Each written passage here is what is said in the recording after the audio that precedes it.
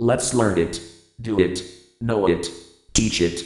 You cannot truly learn anything unless you actually feel the experience of doing it first. You cannot attain true knowledge without learning and doing it first. You cannot truly teach one another unless you have the hands-on ability and the experience behind it yourself first. Once you've acquired such, the possibilities are absolutely endless.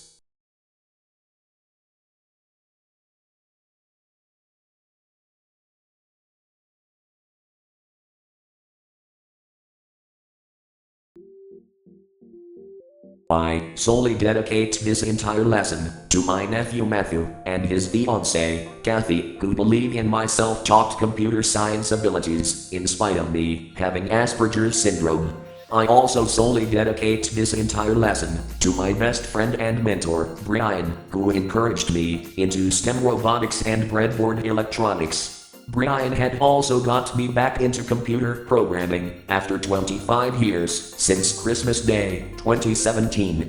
Brian had completely unleashed and reawakened my self-taught computer programming skills I now freely share with others abound.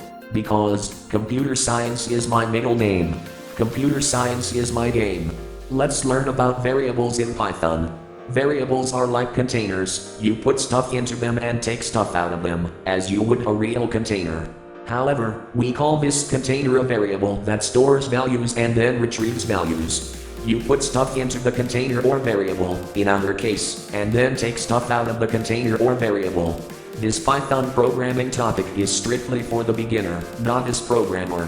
We will also learn about tuples and lists. So let's get right into it.